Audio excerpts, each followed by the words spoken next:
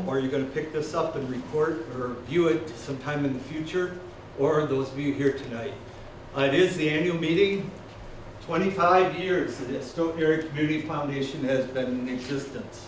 And before I erase this scribbling up here, because my writing never was good as a teacher, but there's four really main parts to the foundation. And as part of historically looking at it and what it's become, I'm just going to take a couple minutes to hit upon that. Our number one thing is not necessarily grants because it's listed at number one, but since most of you are here tonight because of grants, I put it in there. This last year we were fortunate to give out $60,000 in grants, which was the most we've ever been able to do. We're very fortunate to partnership up with the Bryant Foundation, who for several years has been giving $30,000 a year to help initiate grants for smaller groups, and they are committed to doing that again this year. The other thing is endowments, and as you find out in a little bit, we have a lot of exciting things happening with our endowment program. We've added quite a few here recently, and you'll hear a little bit more about that also, but those have led to scholarships, and the scholarships program has been going since 2011, and it's very exciting that this year, with all the different scholarships that are being offered, that we will surpass $500,000 in scholarships given out to Stoughton High School graduates. So that's another wonderful part of the foundation. And then we have pass-through accounts that we manage and take care of. And we have 15 different organizations that we work with. This last year we added 5 new ones. So it's kind of it's been a busy year, as you'll hear also in a few minutes. I put up here my scribbling number 4, and the reason why I did that is because if you look at our emblem or our established 4 little puzzle pieces, as you'll hear also in a few minutes, we reached out to lots of different groups this year.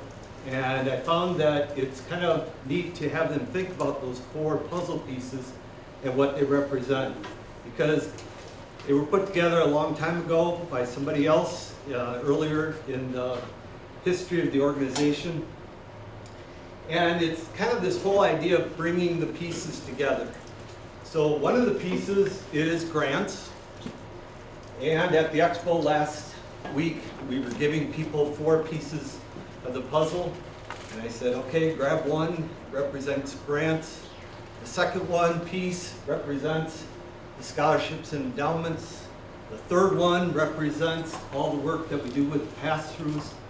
And then the fourth one is you and me.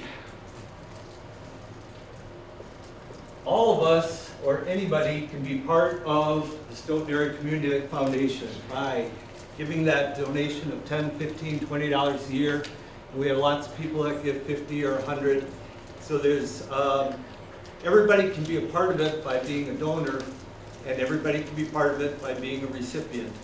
Because there's thousands of people that are impacted every year by the Stoughton Area Community Foundation.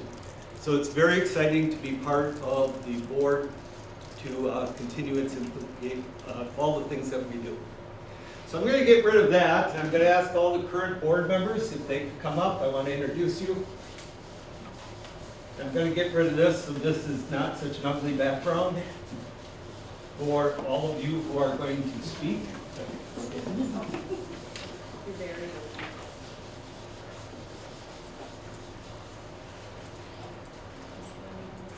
Come on, don't be shy. Current board members, come on up, smile.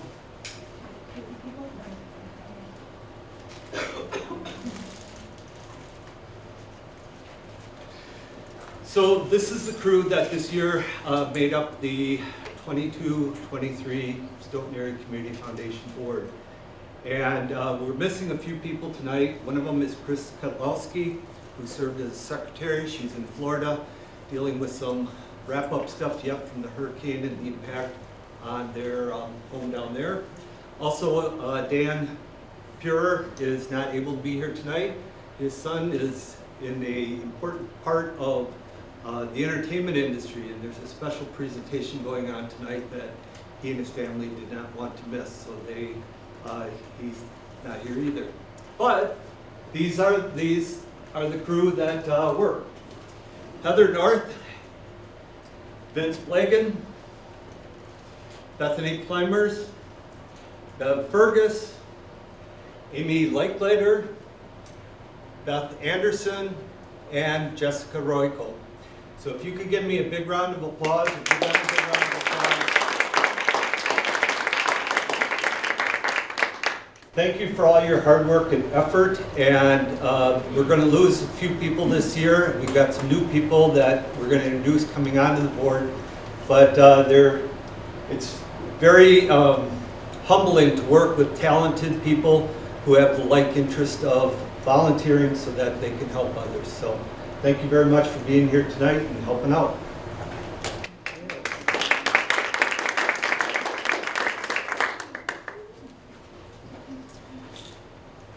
So I welcome all of you again. Historically, we're in our 25th year. Credit goes back to some of the founding individuals. And since we are celebrating our 25th year, we put together a plaque that's going to be visible wherever we have our meetings. And it also is going to have a bunch of names on the back side. The plaque, first of all, simply says Stoughton Area Community Foundation, incorporated in 1998 at the Stoughton Opera House. The first board of directors were Helen Johnson, president, Carol Walleen, secretary, Andy Ahrens, Mike Bemis, Terry Brenny, Tom Fender, Dick Eilenfeld, Kent Knudsen. Stoughton says thank you. 25 years celebration, April 25th, 2023. So next week Tuesday, the 25th, there's going to be a special reception being held at the Stoughton, not at the Opera House, at the Chorus Building from 4 to 7.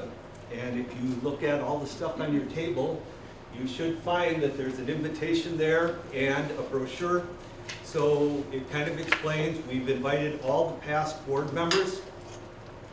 We are printing 150 copies of this document that only the board members have because I've asked them to look it over a little bit more. We're going to be going to the final print. But those of you here or watching, it basically, there'll be a history part to it. There is a list of all the previous board members. There's a part there that talks about all the grants that have been given out. And you might find it interesting that we went back in the records and found that there's more than 330 grant applications have been submitted over all these years, and 268 of them have been approved. And the grant program itself has given out $660,000 of money to help programs like All Leaders. So it's fun tonight to celebrate that. We also have a section in here on the, oh, and by the way, all of your groups are going to be listed in there and happens to be in the centerfold, so it's kind of interesting, fun fact. After that, we have all the information in regards to the scholarships. All 74 of the scholarship winners are listed in here. And we had some people do a wonderful job of contacting them. And we've got some feedback from several of those kids to say where they're at now and how the money has helped them out. And then finally, we have a section on pass-throughs in here that lists all the pass-through organizations and an opportunity for people to get involved.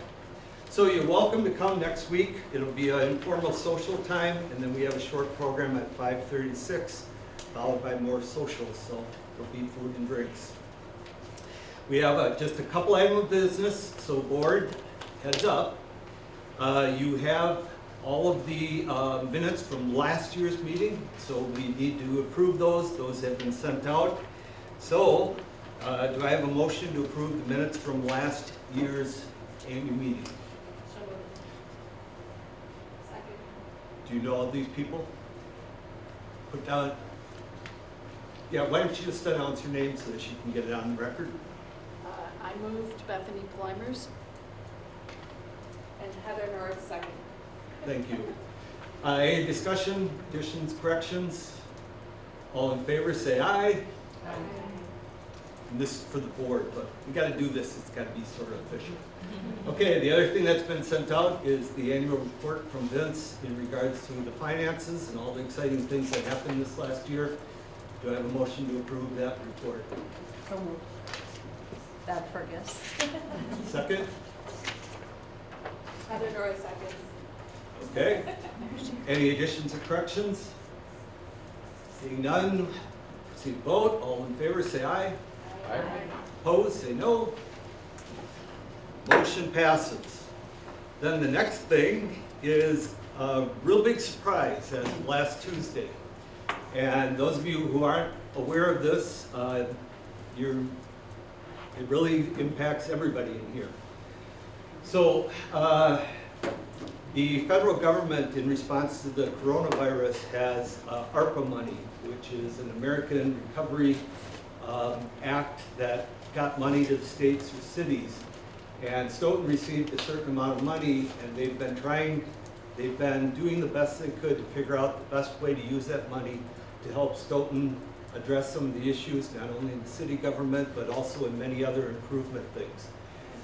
3 years ago, when Cindy McGlynn was president, she was contacted by Tim Swadley, the mayor, and he said, you know, we got this money coming in, maybe the Stoughton Area Community Foundation could help give that money out in grants. So over the course of the last years, we've been in contact with them and had meetings with the committee.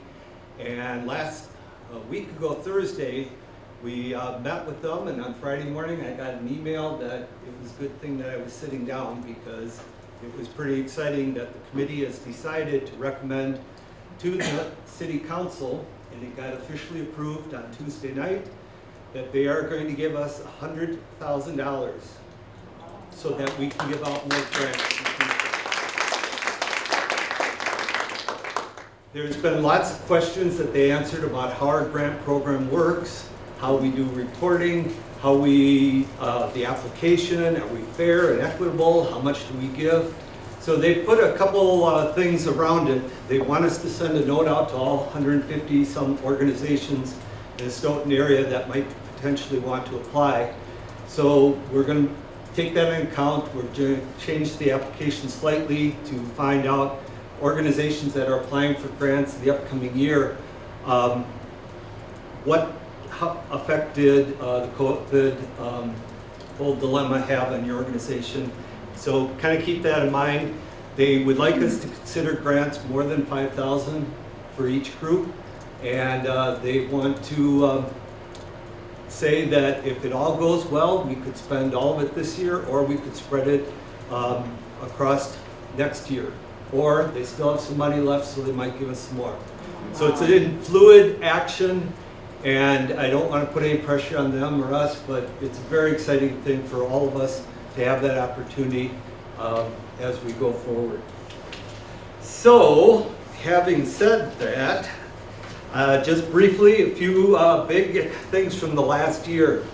We had 11 wonderful board members and 3 volunteers, Ann Ash, Jennifer Bourmet, and Donna Olson, who helped pull off the year. A large mailing went out to prospective donors this year. We made the decision, instead of keeping to our 240 some on our mailing list, it expanded to several thousand addresses, and we did get more donations this year in, and more variety of people. We set up our website that people could give donations by using a credit card. We've continued a strong partnership with the Bryant Foundation on the grant program that I've already mentioned. So this last year was a record with giving out $60,000. We had several new pass-through and endowments. Imagine Academy got started up. Stoughton Resettlement got started up. The food pantry got started up so that they could buy things from Second Harvest, because they changed their requirements. So they've gotten thousands and thousands of dollars and pounds of product in. Teacher enhancement program, historic signage program for the city. And then we were very surprised last fall to find out that Irvie Barker, a resident of Stoughton, had left a percentage of his estate and asked us to manage it and give a percentage of each year to the Masonic Lodge, to the Commission on Aging or Senior Center, and to the American Legion. We also had the American Legion Auxiliary start up an endowment fund that we're currently having it as a pass-through until it gets fully funded. Some of you are familiar with the cloud up there where there's all kinds of information. Our bylaws and lots of our other documents for the organization are being put up there so that we're more efficient on doing that. We had a local business, Northern Boutique, who did a fundraiser on their own for, I didn't have that right, Northern Compass Boutique, who did a fundraiser on their own for the organization and raised a nice amount of money. Also, Nelson Global Employees did a special fundraiser for the Stoughton Area Community Foundation and presented us a check for $2,500 just a few weeks ago. We have 15 pass-through organizations. We've got all the plans set for next week's 25th anniversary. We did in-person presentations to the Kiwanis Board, the Library Board, Masonic Lodge, Commission on Aging, American Legion Post, the Walling Foundation, the Bryant Foundation, and all the pass-throughs. Also this year, we're very fortunate to have some new people join us on the board, and those 4 people will be introduced a little bit later as we say goodbye to some of the board members also. But it's been quite a year, and it's very, very exciting, all the growth and new initiatives. So we want to take that opportunity tonight to let you know about some of that, and if you have questions about any of it, we'll try and answer them as we go forward. Anybody have any, so get ready to start doing the grants here. Everybody kind of on the edge of their seat. So before we do, any other pressing information that anybody, or any pressing questions? That's a lot of information, but it's an exciting time here at this annual meeting to present some of this. Yes, ma'am. You weren't offered all of the money from the government. That's correct. The ARPA money, the total amount, and I don't know how $2 public. million? I think it's about 1.3 or 1.4 million was the total amount. And the city government wanted to address some of the issues in the city departments. So they all submitted stuff, and there's some organization that submitted stuff. So it was a hard process for them to figure out, do they give us a smaller amount that we just try and elevate? Last year, there were $93,000 in requests for grants, $60,000 was given out. So, and they didn't know if they wanted to restrict it just for 1 year. So there was a lot of debate, and so it was a tough decision how they did it. So they said they'd give us $100,000. I have told them, just like all of you know, on your grant request, there's no guarantee you're going to get all the money that you request. We're going to try and do the best job we can to spread it around so that it's going to do the best job for the most amount of people. But we are going to keep in mind the original intent from the governor, or the government. Yeah, Thanks, Jerry. Yeah. That's your question. Any others? Okay, with no further ado, I will call up Richard McDonald, who is representing Blue Moon Klezmer Band. And their grant is one that is on the horizon. And Bethany, actually, could you help pass those out so he can come on up and get going? All right. I've done about everybody except this row. Sounds great. And Jerry.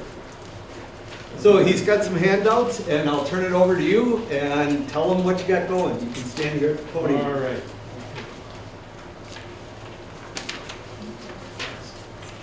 Good evening. I'm Richard McDonald.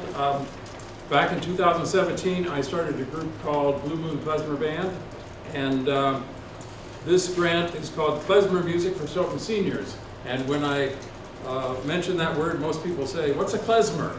But it's actually not an instrument. It's a type of music. It's the music, the traditional music of celebration from the Jewish peoples of Eastern Europe. And think of Fiddler on the Roof music, if you're old enough to remember that. Fiddler on the Roof is like klezmer music wearing a coat and tie. And what we do is take the coat and tie off. And we played a little bit around Stoughton, and we gave ourselves the name of Blue Moon Klezmer because we played once in Blue Moon, but now we've been playing more frequently, actually. And when I was the library director here in Stoughton, I retired in 2019, shortly before the pandemic, and I worked often with the assisted living facilities and I learned how much that they appreciated outside groups and events coming. Worked with Cindy over at the Senior Center a little bit. And so I thought about this, and I talked to people at the Senior Center and the assisted living facilities, and they said, yeah, this would be a nice idea if you could do that. And so I contacted the foundation and applied for this grant. And we're a 7-piece group. Most klezmer groups have a clarinet or violin or both, and most of them have piano or accordion or both, and percussion. And then we added a cello too for a little more interesting in the sound, because the cello can do the melodies, the cello can reinforce the bass part, and we have a bass player, of course, and a percussionist. And the word klezmer means vessels of song, and meaning the musicians through whom the music flows.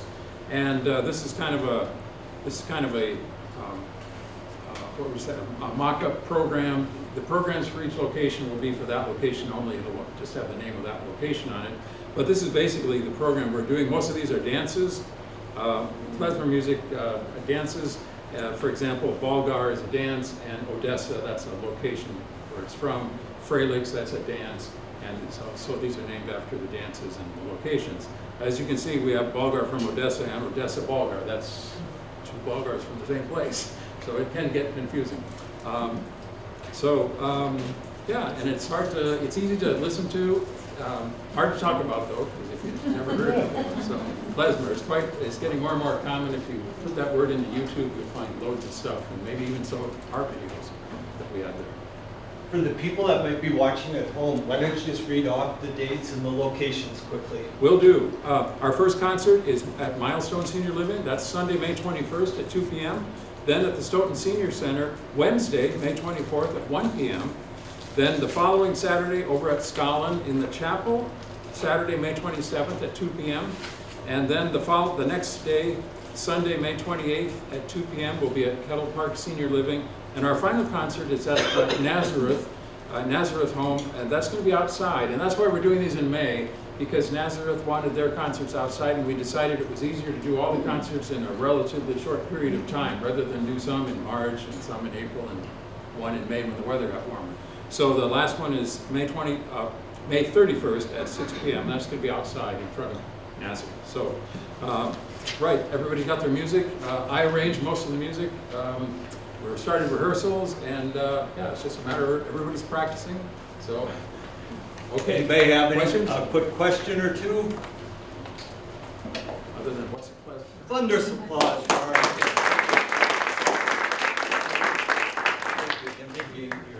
And I'm looking forward to going to one of those. I'm not sure which one. We do have, we're going to skip a little bit ahead. The Frogs, Friends of Great Scouts Stoughton, is going to go next. She has another meeting to get to, so we'll have her move forward.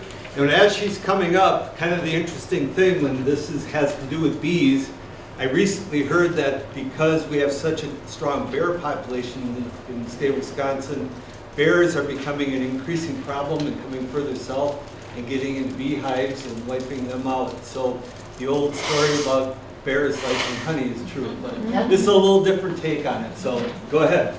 Well, first of all, I wanted to thank everybody. We did receive our grant. We received it this past fall. So once again, thank you. And I apologize. Dan, the gentleman that's not here this evening, called me about 2 hours ago and said, Britt, can you be at this meeting right after you drop kids off at soccer and before you go to the next meeting? I'm like, of course, sure, whatever you need. So I apologize. I grabbed some things from my house just to show what you guys will be spending your money on. I guess I'd always known about the Stoughton Community Foundation, but I didn't realize what you guys did. And I happened to be pulling weeds with Beth Anderson, working with Stoughton, the Friends of Stoughton Prairies and the Key Club, and they were helping us out one day. And she's like, well, hey, why don't you write this grant to Stoughton Area Community Foundation? Because my daughter was working on her Gold Award for Girl Scouts.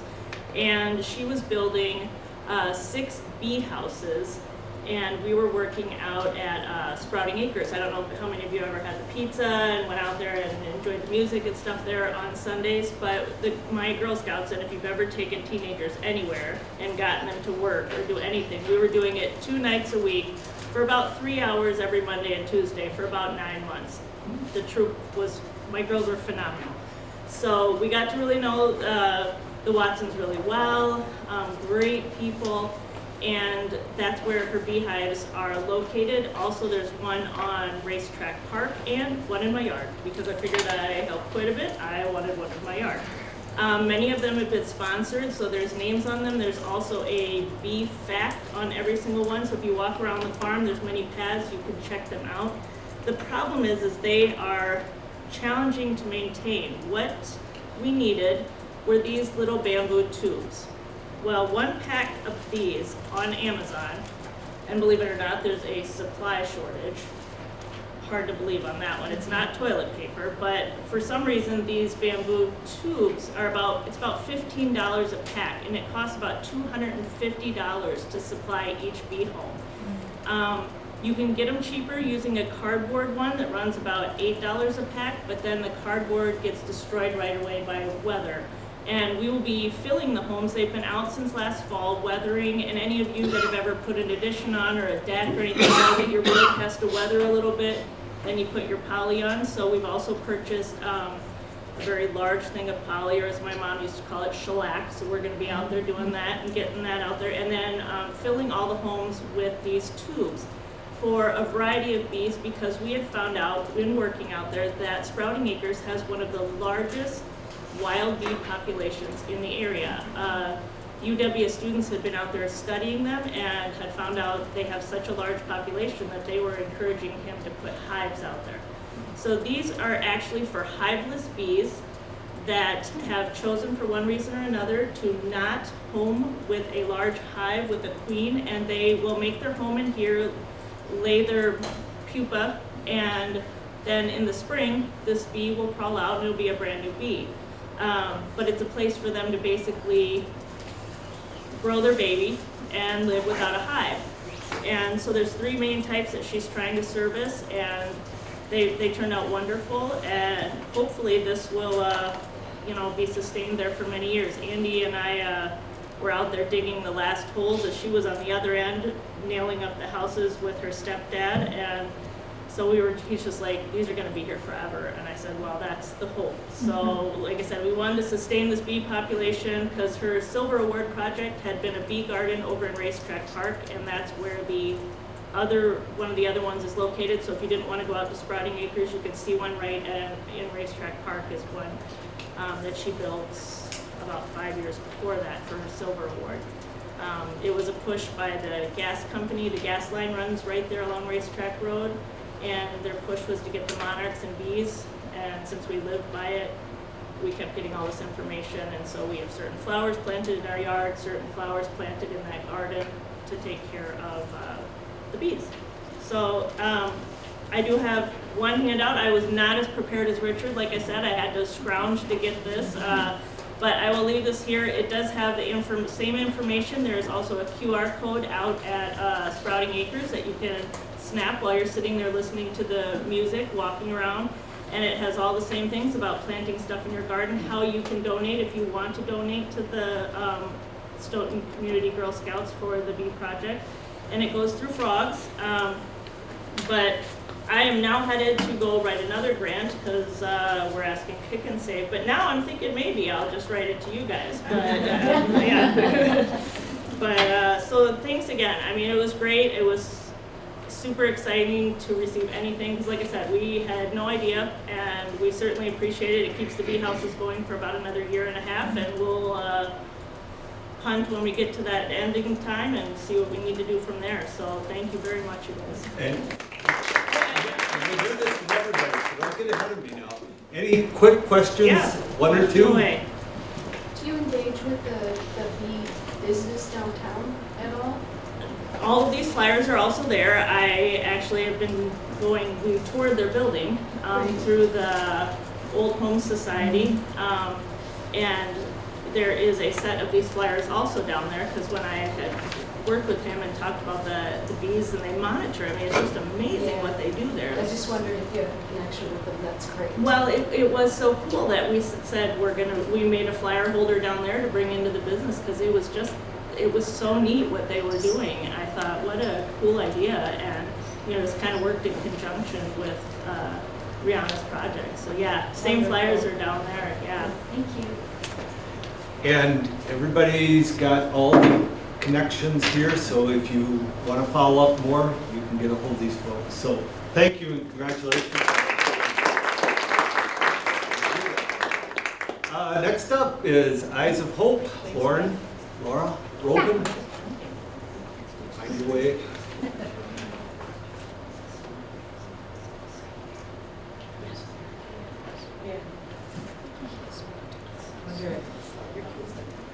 How's that? Is it too small? Okay, so Eyes of Hope offers youth programming for students in Stoughton to help support their development and joy, living in our community and foster belonging. And we applied for a grant to cover the after-school snacks for our new, louder. Yeah. I have a cold. Oh. So I'll try. We have a new after-school program that we started this year, and it's at Bayview's Community, which is the trailer park on North 51. And so these great pictures are of some kids who are recipients of those great snacks. This is a science center that we collaborated with Rotary and Kiwanis to build, that the kids are just now able to enjoy. It's a Lego building center on wheels that can be wheeled back into the closet, because we use the town of Dunn's shelter there, and they were so generously offered the space to us free to use. And what strikes me about this evening is all the things that are on our community's heart to build and to nurture and to have the community foundation support. That those connections go throughout our community with fantastic partnerships. So this is more of the kit that the kids were using to build structures and play.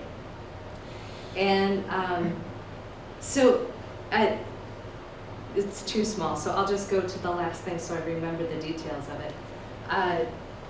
So Eyes of Hope is having currently a 2-year program with this after-school program, with the hopes that this stays with longevity.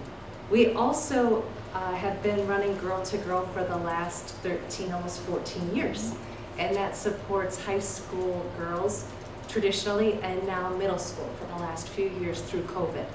And we were asked in the time of COVID to begin a middle school program. So we did, and we are going on retreat at the end of this month to Airbnb in Sherland that has baby goats being birthed. And we do outdoor fires and games and well-being activities. The library last year donated these fantastic kind of handbooks on life for teens, and it's all about resilience. It's all about how to problem solve, how to manage pressure, how to manage teen pressure, social pressure. And we used that as our curriculum this year for both the middle school and the high school. And we went chapter by chapter and pulled activities out. So our year this year was all about building up our own identity and our own responses to what happens in life, with a safe space to talk about it all. And the last thing is we started a tutoring program, which, that's why I have this up. But our next training is May 13th from 9:30 to noon at the library. And what we're doing is we're training community members to learn how to become a tutor to support your relatives or community members. And then Holly Tellender is running the program, and she will be connecting tutors with students who need tutoring. And that will be either funded through, if the students are on free and reduced lunch, that will be funded through Eyes of Hope. and the students can afford, it will be a sliding scale. And so those are our 3 fantastic programs. Any questions? Oh, you did so well, they don't have any questions. Thank you very much.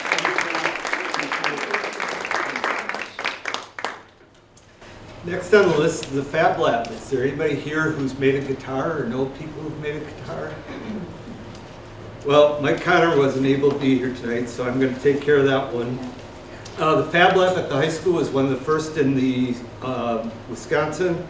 Because it's a Fab Lab and all of the technology, it's hooked into all the other Fab Labs in 30 countries, 24 different time zones.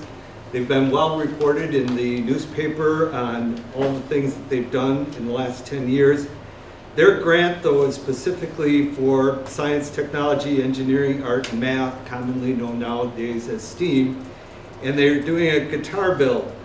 They are focusing on the young ladies. Girls make electric guitars. Got started in 2015, so it's the 7th year of doing this program, and it helps offset the costs for the kids that sign up for it. Through the use of all the engineering and all of the different machines that they use, it helps students build confidence as they overcome technical challenges using lasers, 3D printers, CNC machines, soldering electric circuits, instrument making, and final tuning. So there's all kinds of different things included. They want to get it up to the point that it's available for 15 students. And I've been told that the young ladies who have made them in the past, it's just a wonderful experience for them. And so that's what that one is about for the Fab Lab at the high school, girls making guitars. And I'm not going to answer any questions. So everybody that's associated with that, that's terrific. All right, we're going to go to Cindy McGlynn, Housing Advocacy Team of Stoughton, HATS. And I had a meeting with somebody, one of my presentations I did, and somebody said, what does HATS stand for? So even though some of us in this room know it, we're going to continue to try and write the whole thing out so people get the idea, at least the pitch. Housing Advocacy Team of Stoughton. So, hi, I'm Cindy McGlynn. I'm a board member of HATS. We are a nonprofit organization here in Stoughton. We connect families who are struggling with homelessness, and our program, the Step Forward program, is we have them apply to become, to combine with us, and we help them secure housing. They stay within our program for 2 years. We guarantee their rent for 2 years. As they become, they have case management through either START or the senior center. And they work with a case manager to secure significant jobs and resources to become self-sufficient. Currently, we have approximately 50 students in the Stoughton school area, in the school district, that are homeless. We have about 20 families. So trying to find some security for those families is really what we're out to do. We have housed 2 families so far. It is quite costly. When you're looking at, we have a family of 5 that we want to house right now, but we can't find housing for them. It's hard to convince landlords to collaborate with us. So we are battling kind of 2 different things. Board members are calling landlords and begging them to let us collaborate with them so we can house some families. And it's difficult for our families because they have to trust our organization as well as trying to find some employment and some security for their families. So we're very happy. We currently, our first family was able to move on from our organization. Our second family, we're very happy, are employed, and obviously the goal is after the 2 years that they are self-sufficient and they can now and have secured a good rental history. A lot of our families struggle with, if you don't know, if you've ever been evicted from a resident, you most likely are never going to be rented to again, because landlords will look at that and just pass on your application. There's enough people that are going to apply that haven't been evicted, and so it becomes a huge barrier for a lot of our families. And in the state of Wisconsin, a eviction will stand your record for 20 years. Oh. So you can imagine, I can tell you that when maybe when I was 20, that I was not maybe the most responsible individual. Luckily, never was evicted, but you can see that if you had an eviction as a young adult, throughout your family's history, you most likely are not getting rented to again. And it's very unlikely that any of our families are in a position to buy a home. So we are trying family by family to make a difference. Our board is very dedicated to keep looking for places that we can collaborate with. Anybody who's watching or in the room, if you know of a landlord, if you know of a space that maybe would like to collaborate with us at HATS, you can give me a call at the Senior Center, and we can talk about that. But any other questions? Oh, I'm sorry. So the money that we got from goes into helping us provide support for our families. So, like I said, it's a 2-year program. So if we're providing rental assistance for individuals, it could be, $900 a month, $1,100 a month, and we're supporting our families. But any other questions for me regarding HATS? Do you work with folks through the eviction process, or this is just trying, not just, but your function is more housing people once that's occurred? Right. So our organizations that we work with, START, if you're not familiar with the Stoughton Area Resource Team, they would be working with the individuals if they're already housed to prevent eviction. So we are working with families that have already faced that and maybe are really having a difficult time securing housing. So I just wanted to connect you with the Economic Justice Institute at the University of Wisconsin Law School. The Neighborhood Law Clinic does a lot with the eviction work. Yep. Yep. Okay, great. Yep. Thank you. Does HATS also help with, let's say you're evicted and you don't have your stuff? Are you looking for beds or things? We do. Once we have secured housing for our families, our network starts calling around and finding. We had a wonderful volunteer who helped clean an apartment, and by the time we were done with ready to move them in, she had found them dishes and a couch and so I mean, we have some wonderful volunteers, but yes, we do then work towards that because a lot of our families have had to let go of things that they've not been able to store. Yeah. Hats off to HATS. Thank you. The next one is Neighborhood Free Health Clinic. Is there anybody here to speak on their behalf? Otherwise, I will hit just a couple highlights also for them. They've been around for quite a few years also, got going in 2008, and they reach out to provide free compassionate care for underinsured adults in need. They say that they work to treat the whole person, mind, body, and spirit. They exist to provide non-emergency services like physical exams, women's wellness, primary care medical services, physical therapy, behavioral health care, chronic condition care, referrals, medication assistance, all kinds of wonderful things, including dental. They annually pay out over their program in total is $75,000 a year that they put out towards things, so the grant that they got from us helps with that. And whether it be condo fees, utilities, phone, fax, supplies, insurance. So they're reaching out to groups in regards to that. So Neighborhood Free Health Clinic is another great local organization.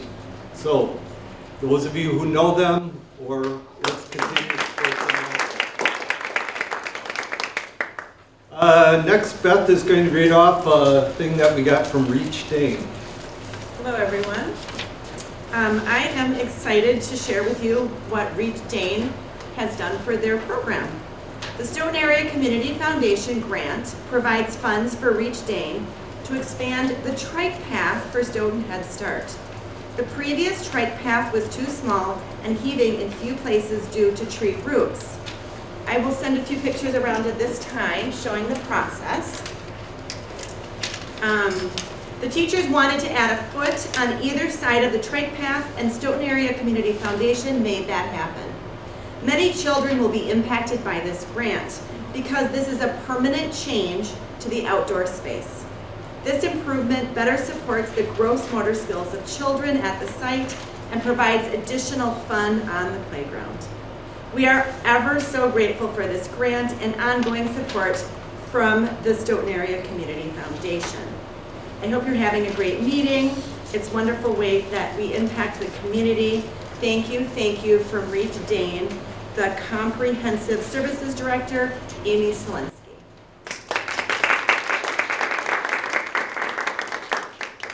Thank you. Next on the list, RSVP, March, etc. And I'm going to bring your stuff up so that people can see it's here. We thank you for the many years of support from the Stoughton Area Community Foundation. It's really meant a lot to our program. RSVP celebrated its 50th anniversary last year, and about 47 or 8 years ago, the county asked whether we could help with transportation. Now, RSVP is a national program, but we're a private nonprofit corporation that covers Dane County. And so the purpose of RSVP is to recruit adults, primarily age 55 and older, to serve in the community, helping with community needs. So the county asked us if we could help with transportation for seniors, and we worked hard with all the senior centers, including the Stoughton Area Senior Center, and they're a partner. And the idea is that we jointly recruit volunteers, and then they help other neighbors. It's really a neighbor helping neighbor type program, primarily to medical appointments. Transportation is a huge problem for seniors. And about in 2011, we were asked by the Middleton Veterans VFW Club if we could expand our driver services program and help veterans get rides, with the idea that we would recruit veteran volunteers to help other veterans, knowing that veterans might understand another veteran's story and situation better than someone else. So that program really took off, and not only do our veteran drivers help veterans, but they also help other older adults get to medical appointments. The program has been a big success for the volunteers and the people they serve. And it's not only medical appointments, but also volunteers also deliver meals too. But the wonderful relationships that have been formed, and it goes way above and beyond the actual ride. And sometimes this ride is about the only visit that this person has for the day. One of the comments that we got recently from a passenger was that I almost enjoy going to my medical appointments. She's talking about, having a wonderful volunteer driver. So in this latest issue of RSVP News Notes, on page 14 is a little write-up by Lori Hilkema, who's our Vets Helping Vets program coordinator. But it's about two veterans in Stoughton. One of them is a volunteer driver, Dan Oakland, and another is his passenger, who's also a veteran. And as you can read in the article, it went way beyond helping Bonnie with a ride. they got to be real friends, and they're really part of an extended family. And this isn't just a one-time event, because we have volunteers, other volunteers in Stoughton and through the rest of the county that have really developed these, wonderful relationships with people. So we really thank the Stoughton Area Community Foundation, which has provided help and support for us to help recruit more volunteers and to recognize volunteers and provide reimbursement. Mileage reimbursement is currently at the federal rate, which is 65.5 cents per mile. So, does anybody have any questions? And Dick Hoffman is the president of our board, and he actually was the link for us to get a funding. So, thank you very much.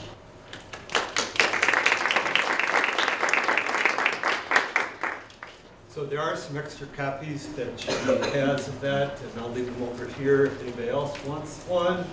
And she also has wonderful mouse pads, which I didn't think I could get out as quick as these others. They're jar openers. They can be both. Jar openers? Okay. They work. I just love it when you make mistakes that people catch right away. We're going to skip over St. Vincent de Paul right now and go to the Stoughton Affordable Transportation Program. Richard Hoffman. Sure. I'm also going to join. That's okay.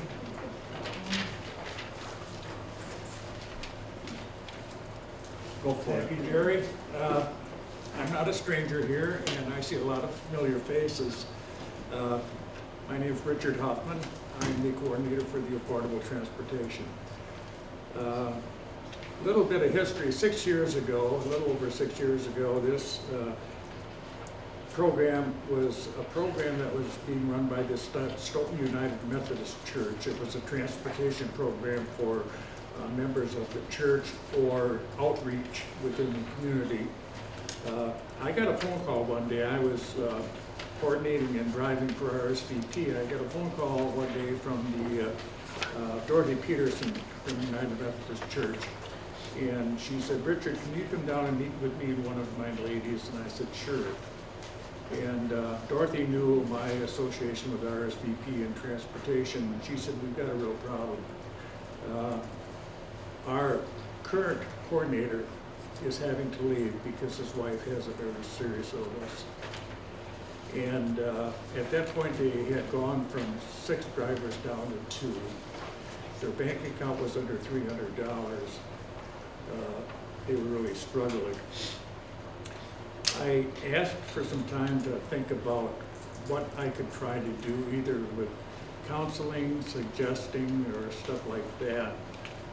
I went home and called Dorothy back in about 30 minutes. I said, I'd like to meet with you again. We met back at the church, and I said, I just can't pass this up. You've got too much riding on this. If you would allow me and you want to talk to the church, I will take the program over and see if I can resurrect it for you. That was 6 years ago. We now have 9 drivers who've been with us 6 years. Most of those drivers came to me from the RSVP program that I'd been associated with for many years before that.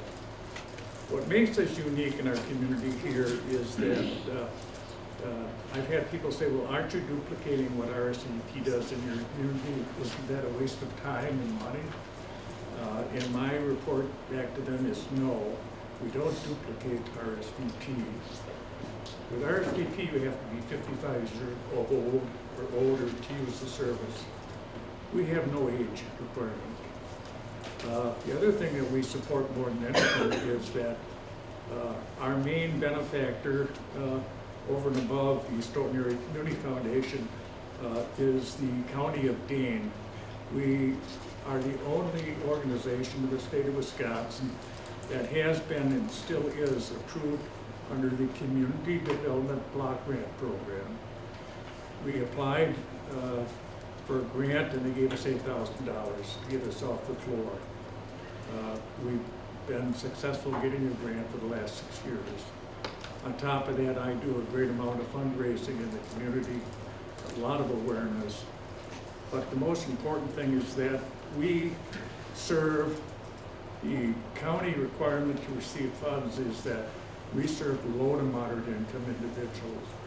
They have to have a limited amount of income in order to get into our program and use our service. But a year or so ago, that issue came up when COVID had hit. We were getting calls from people who were not basically under the income limits, they were just somewhat over it. I talked to my board and I said, you know, what we can do is set aside the county allocation for low to moderate income. But then the donations we get over and above that amount, we can serve those who are not low to moderate income. So as of today, and for the last 2 years now, we accept anybody.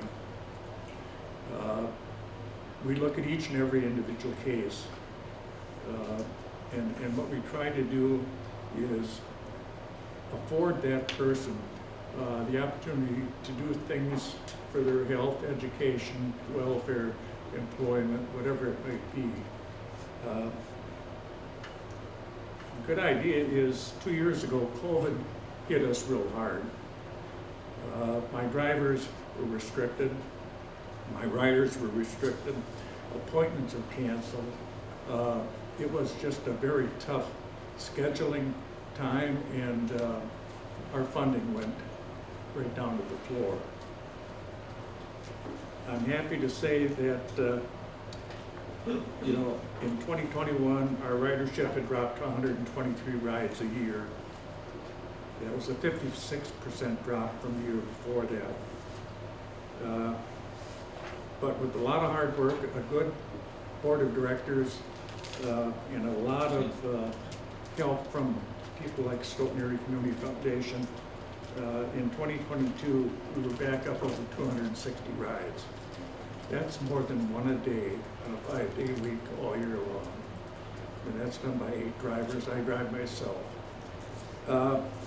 I have 3 stories I'm going to share with you, and then I'm not going to get any further, but this will give you a picture of our organization. The first story is a lady called me and wanted to know if she could use the service, and I went through the qualifying information with her, and she qualified. And I asked her where she was going, and she said, I'm going to visit my son who lives in Pennsylvania. And I said, fine. What type of transportation do you need? She said, I need to get to the airport. Okay, and what time is your flight leaving? And all right, you know, you got all your stuff done. I said, I can line a driver up. And you'll probably, she lives on the outskirts of Stoughton. I said, I like to plan an hour to get you up there early for check-in and everything else. Oh Lord, she says it's going to take longer than that. So I proceeded to get a little more information, and then I started thinking. Her answers were distant. And I said, exactly what airline you're flying? She said, no, she said, I don't think you understand. I'm going to O'Hare.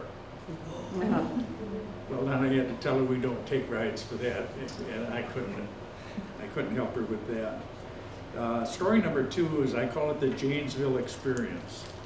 Our service is available to residents within the Stoughton Area School District. We have no age requirement. Minors must be accompanied by an adult or a guardian. I got a phone call from a lady who had just moved to Stoughton 30 days prior to her phone call, and she said, I don't know anybody here. I'm on a very limited income. When I moved here, I had to leave my eye doctor in my prior residence, and I just connected with one in Madison. He told me I have 30 days of sight left unless I get some treatment. And unfortunately, she said the treatment's only available at St. Mary's in Janesville. How do I get there? She said, I called a cab, and they have what they call extra mileage attachments. To get to Janesville and back was $375, plus waiting time. And she would be in the treatment in Janesville and St. Mary's for 4.5 hours, so she was looking at $600. I said, give me 30 minutes, let me think about this. I have a plan. I'd like to see if it will work for you. I called 3 of my volunteer drivers, explained what was going on. I said it requires picking her up at 6 o'clock in the morning, getting her to Janesville for appointment at 7:30, waiting 4 hours for her, and then bringing her back home Monday through Friday and Monday of the next week. That's 6 days. I called 3 drivers. Would you be willing to drive 2 days and take her and bring her home? And I would talk to the other 2 drivers. So I ended up getting 3 drivers committing to 2 days a week. We got her down there, her sight recovered, and she seemed fine. Oh. She has told me a number of times that without this assistance and being as lonely and unknown in our community, she was planning on living the rest of her life blind. My third story. I got a phone call from Stoughton Police at the end of the day, one day, and they said, we noticed we've got your program and your phone number on our emergency board down here. And I thought, oh, now what did we do? And he said, here's the problem. I have a lady that walked in to the police department. She doesn't know where she's at. She parked in front of the police department. She's in her late 60s. She lives in Janesville. After talking with her, we prohibit her to drive any place. She has no family in Janesville that we could call to come and get her. We can't call the Janesville Police Department because it's out of their jurisdiction to come up here.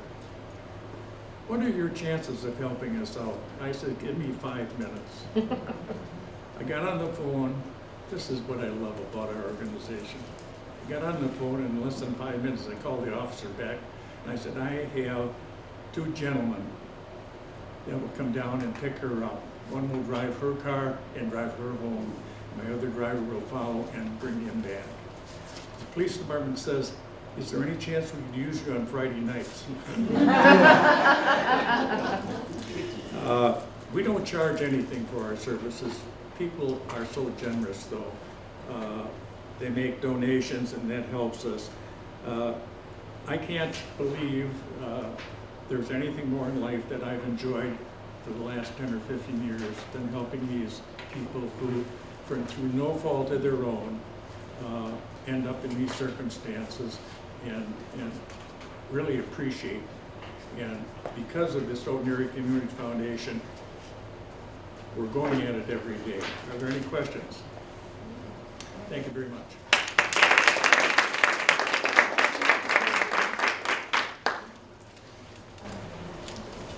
Wouldn't it be nice if we could just wave a wand and everybody in Stoughton would know everything about all these wonderful places and things they're doing? And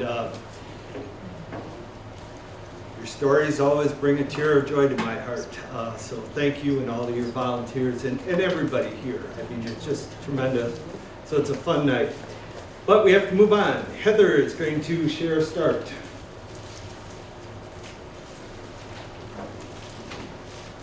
So, Executive Director for STAR couldn't be here, Laura, but she passed along some words for me to share with you. STAR's mission is to provide a safety net for those in crisis. It links Stoughton Area School District residents under the age of 55 with community resources, advocacy, and provides support in housing, utilities, transportation, health, education, and employment, and then all other basic needs that are necessary. They started in 2001 with just a $3,000 budget, and now in 2023 they have an executive director and case manager on staff and have a budget of $265,000. So huge growth. These are primarily people not making it on their current income. They live in a survival mode and make decisions based on decisions on how to just get by today. These families must choose between basic human needs like paying to wash their family's clothes or buying gas to get to work. If they choose to wash their clothes, they don't get paid to work and can't pay their bills. If they choose to buy gas to go to work, their children get bullied at school for being dirty or poor. It's a constant living between a rock and a hard place. So when they applied for the grant, Start was in the process of signing a lease. That was $900 per month, plus the cost of utilities, all that good stuff. While the expansion of the office is an imperative step forward, the cost was significantly higher than they were previously paying, which was $300 a month. So they sought the grant to help with that, to supplement those fees. The relocation of the Start office to 135 West Main Street. They're in Suite 102 of the new renamed Anderson Plaza. It has allowed better access for program participants and partners. They have been able to have change of hours with the new location. Being independent in office space also provides more discreet meetings and interactions with their clients to protect their privacy and dignity to receive these services. They have been able to continue and grow their services even through a worldwide pandemic. She's so honored and proud to have the opportunity to lead an organization dedicated to actively participating toward a healthy and thriving community. She extends their sincerest appreciation for continued support from the community, and they're only able to provide such crucial services through the generosity of foundations like the Stoughton Area Community Foundation. Many of you in this room have been on the journey with Start for many years, and she is beyond grateful. Thank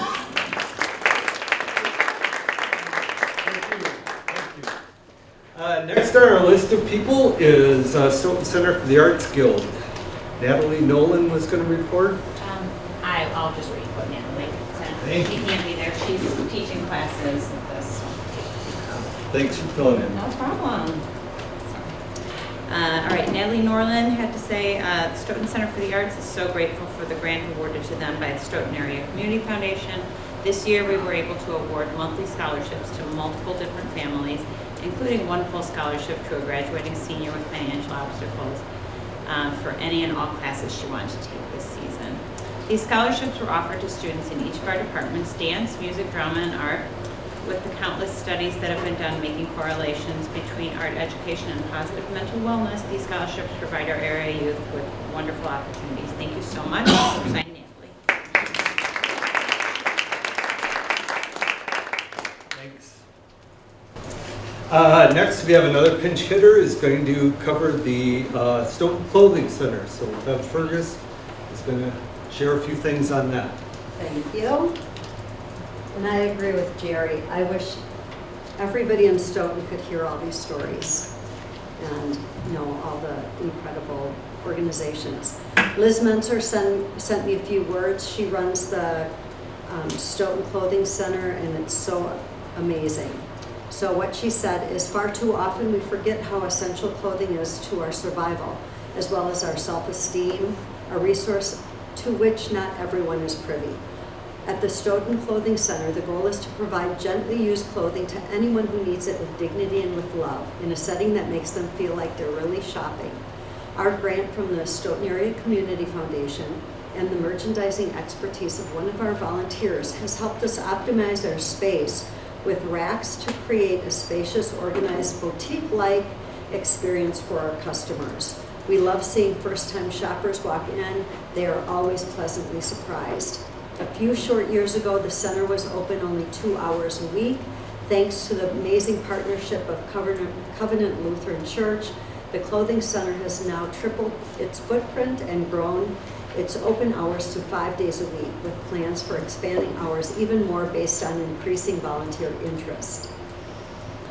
It is a difficult economy for many families and individuals, and kids grow so fast. Perhaps picking up a few pairs of pants or some tops will extend their resources for food or utilities. Nothing makes us happier than to see delighted young shoppers find a shirt just like the ones their classmates are wearing. The center has provided emergency clothing for families and individuals, maintains a rack of popular clothing items at the Stoughton Youth Center, and even outfitted a groom for his wedding. Everyone is welcome and everything is free. There are no questions asked and no proof is needed for customers to shop at the center. All donated items are neatly hung and organized by wonderful volunteers who take the time to make sure every item is their standard of quality. Every zipper works, every button is there are no stains, and items are in style. Volunteers carefully consider the items put out to ensure they work for our clientele. They take great pride in that. So it might be just used clothing at the Stoughton Clothing Center, but they like to think that it is much more. So thank you to Stoughton Area Community Foundation.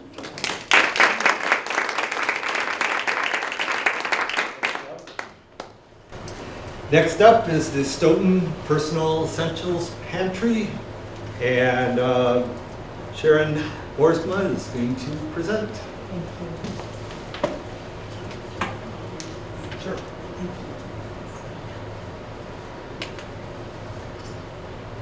My name is Sharon Mason Boersma, and I'm one of the volunteers of the Stoughton Personal Essential Pantry. And the pantry is located downtown on Main Street. It joins the Joining Forces for Families office, and it's right next to Coffee Cup. It's a great location. It was founded by a pastor in Stoughton in 2010, Pastor Jeff Lovell, and he decided he collaborated with the PEP partnership in Madison, and that's the umbrella for our PEP Stoughton.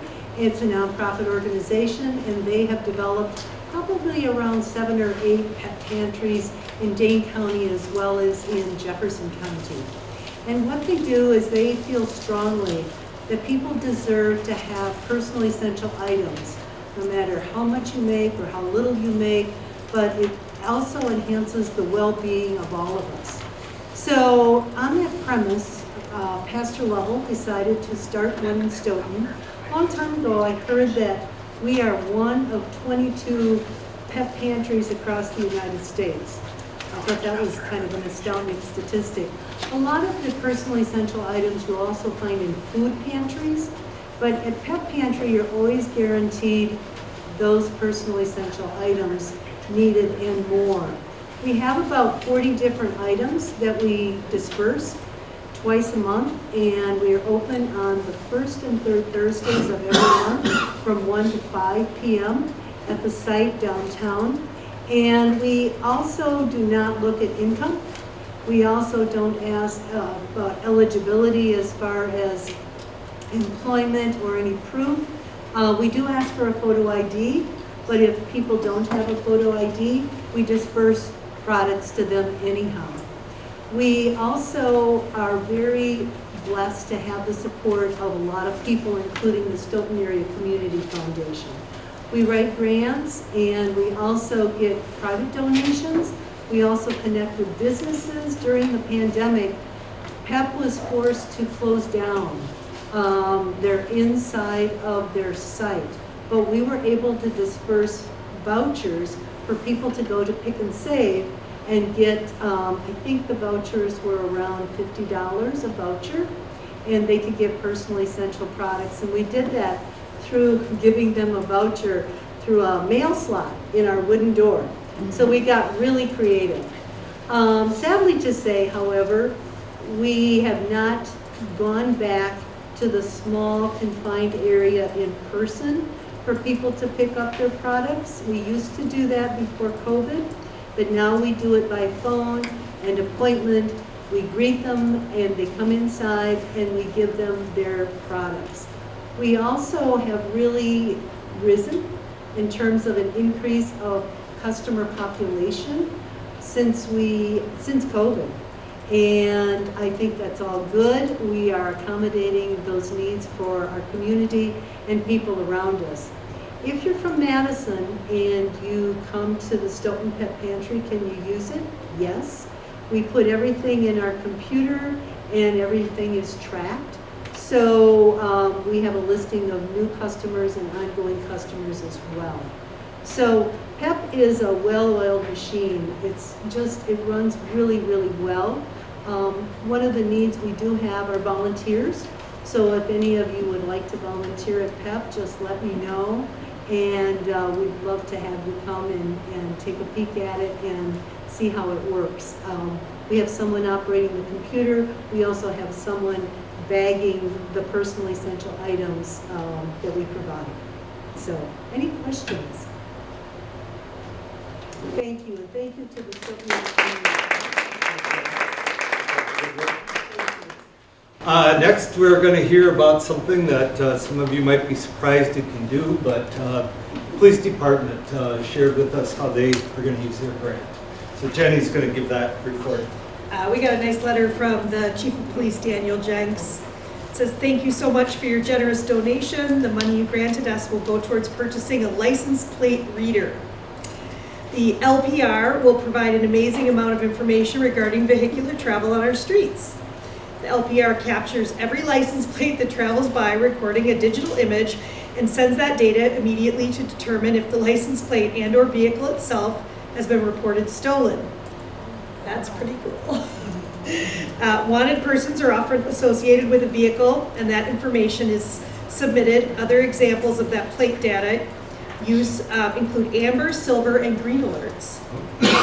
Our dispatch center is immediately alerted of all of these, and officers are dispatched to check the area. The data is also searchable, and we're able to search it to see if a certain vehicle has been captured. The data gathered is also shared with other law enforcement agencies. This LPR reader, or this license plate reader, will potentially help every resident within the city of Stoughton. This technology can help by being proactive with stopping a potential crime before it even occurs. Our goal with the LPR is to provide a safer community with less crime and vandalism to personal and public property. The camera itself has been ordered, and we look forward to implementation. Thanks again, and we'll provide more details once it is received and installed.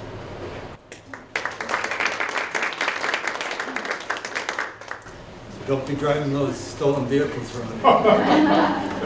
Kay Wheaton is going to come and share with us some things about the resettlement program. And Sharon, did you want to? I'll pass these out. Okay, good. Okay, good. Good evening, my name is Kay Wheaton, and I'm with the Stoughton Resettlement Program here in Stoughton. And we've been very fortunate and blessed with the Stoughton Area Community Foundation to receive both a monetary donation to help with our program, and as well as to be supported by their pass-through funding. So while we were trying to become a nonprofit, they were able to take our donations in from people who wanted to get tax deductibility for their donations. So the Stoughton Resettlement Program started about a year ago, and honestly, it was just to help 2 Afghan people get out of Fort McCoy. And that was our goal, and we thought, how hard could that be? And it turned out to be impossible.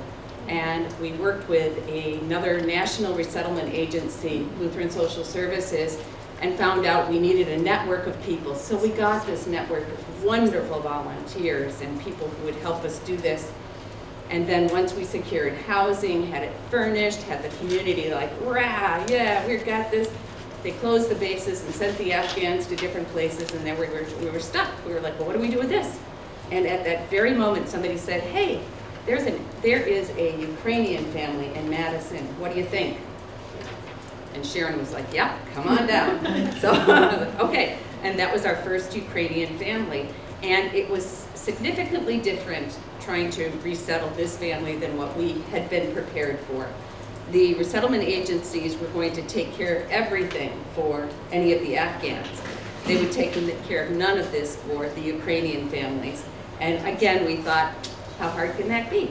And it turned out to be just this monumental task that the community just rose up and helped us with, and is continuing to help us with. In the course of this 1 year, we have resettled 13 families. The first one is just reaching its 1-year anniversary now, and we have another family that is arriving in the beginning of May, and another potential family coming shortly after that. Most of our families are Ukrainian families. We do have one Venezuelan, and we're looking to expand that into some more Venezuelans to support each other. The program now is open to the broad-based program from the government is open to Nicaragua, Cuba, Haiti, Venezuela, and of course Ukraine. And if we find sponsors, people like you who are willing to say, yes, I will sign off my financial information to sponsor somebody to come here, not necessarily to monetarily to support them, but to say, yes, I trust that this person will find jobs and will become part of our community, then we bring these families in. So we look for housing, we look for jobs, we help them with their immigration, we get them enrolled in school, we help them with driving and getting to appointments and connecting with other people so that they're not isolated. And just looking around this room now, I see some fantastic people who are part of this just because they just like, yeah, sure, I'll do that. We've got like Cindy, she's a family liaison. She and her husband actually take care of, well, actually check in daily, weekly with another family just to make sure that this family can get going where they want to go. I've got Sharon, who's one of the co-coordinators, who does, as her casework background, all of the information about financials and making sure that the families are taken care of, and can you get to this food pantry, and I'll get you to immigration, and there's just so many things to it.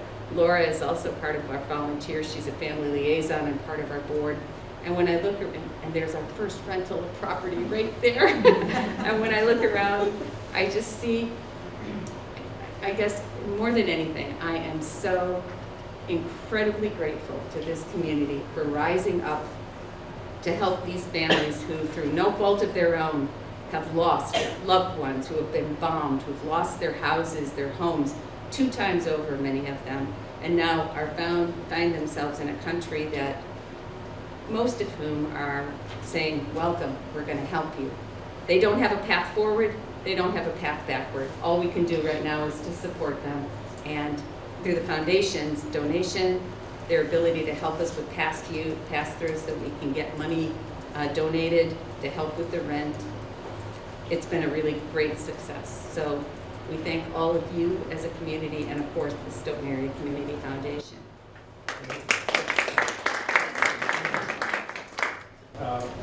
I forgot to mention when I was talking about affordable transportation, but we were approached by your organization. It took about 3 seconds to say yes. Yes. We are providing transportation for these resettlement families. When you think about coming to a foreign country, leaving everything, your life completely alone and gone forever, you still end up with needs, physical, medical, whatever it is.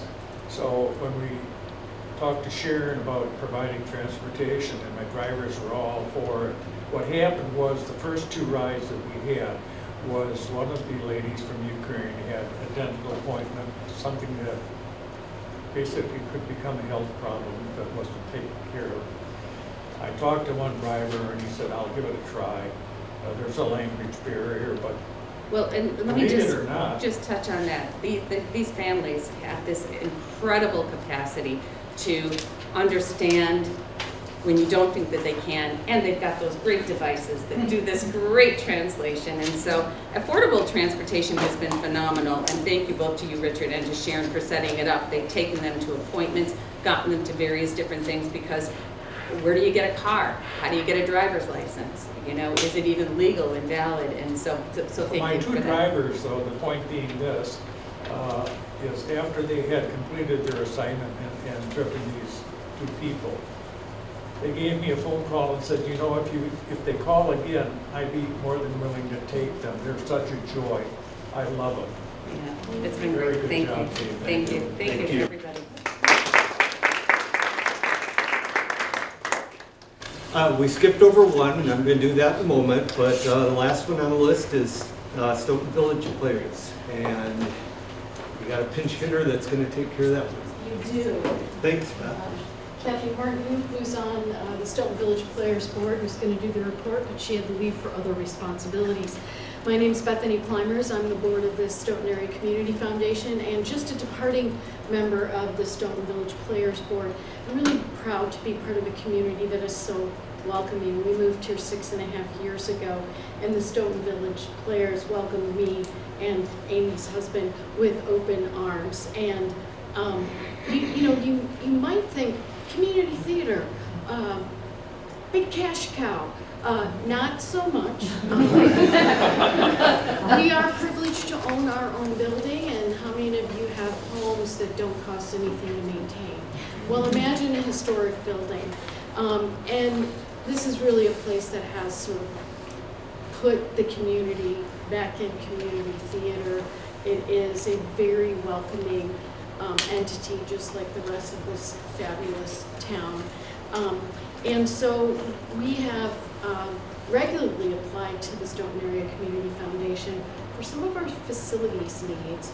And we do have an ongoing issue with our roof.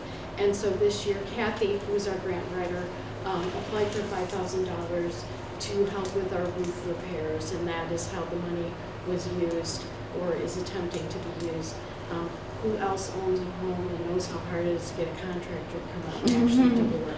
So we're really, really grateful for the support of the Community Foundation and the community. And I do feel Stoughton Village Players then does its part to give back to the community. So they're very, very grateful. Thank you.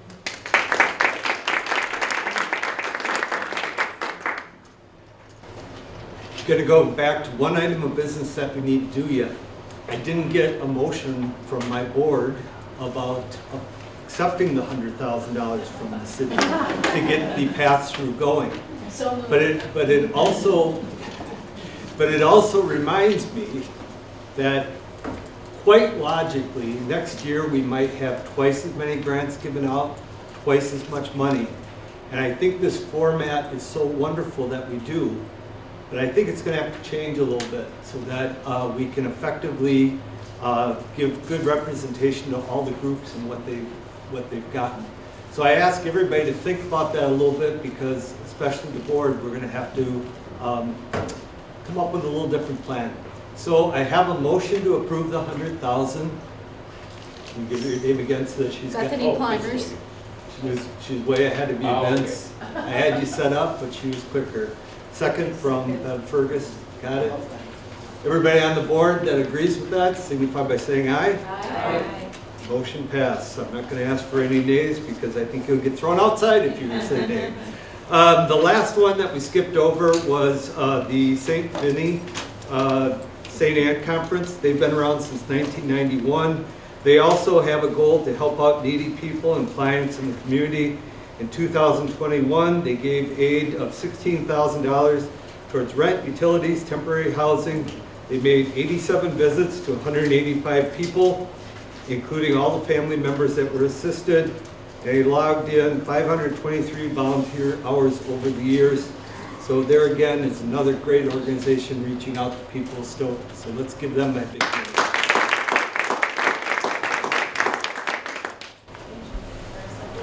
Yes.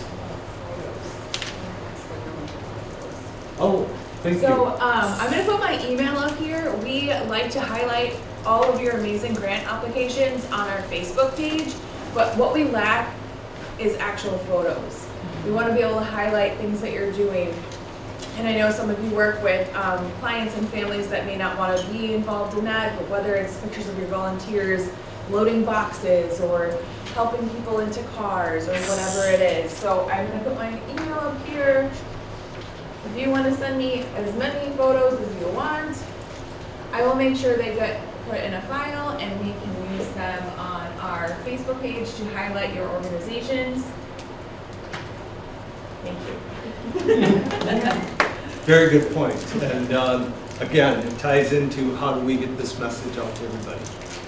This time I'd like to recognize the people going off the board. And so Christine Kowalski, I indicated she wouldn't be able to be here tonight. But since we have a new secretary coming on, I'm going to call her up to accept Chris's her plaque.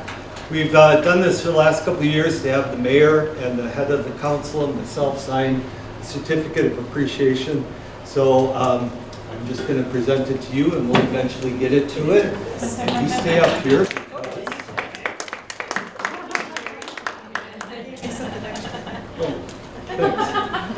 Jessica Royko is getting off the board, and we really appreciate the work and effort that she's given to the board. And so congratulations.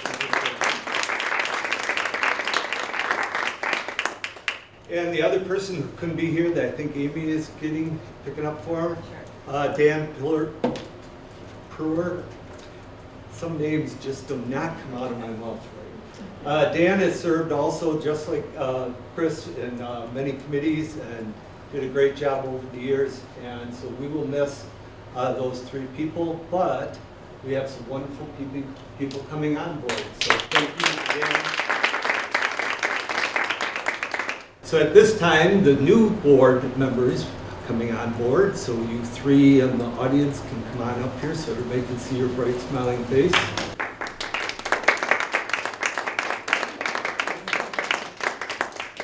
So Jennifer served last year on a committee, and we know as an organization, and looking back at the minutes over the years, there's several times that some of the committees for the Stoughton Area Community Foundation had 5, 6 people on the committee, and 2 or 3 of them were maybe on the board, and the rest were from the community. As we expand and go forward, especially this year with the grant committee, we are probably going to recruit 2 or 3 more people to be on that. And I know for a fact we're not going to be able to do it over a 12 to 1 lunch hour. We will probably appropriate at least a couple-hour evening meeting because of the increased dollars and things coming on. So coming on the board this year is Jennifer, and she's going to be the secretary. Also coming on the board, we're very excited to have Lisa Clark, as many of you know, is very active in the community and been involved in the past. Bill Haas, who has served on the board years ago and was enthusiastically surprised and honored to say, yeah, I'll come back and do it again. So welcome back, Bill. And then Randy Olson is also our other new board member. Those of you not familiar with it, you can serve a 3-year term and 2 consecutive years. So we have people that are coming and going at different times. And again, these volunteers, thank you everybody. And our next meeting is May 16th in Zoom or in person at the City Hall. They're going to let us use the room for our meeting. So thank you everybody.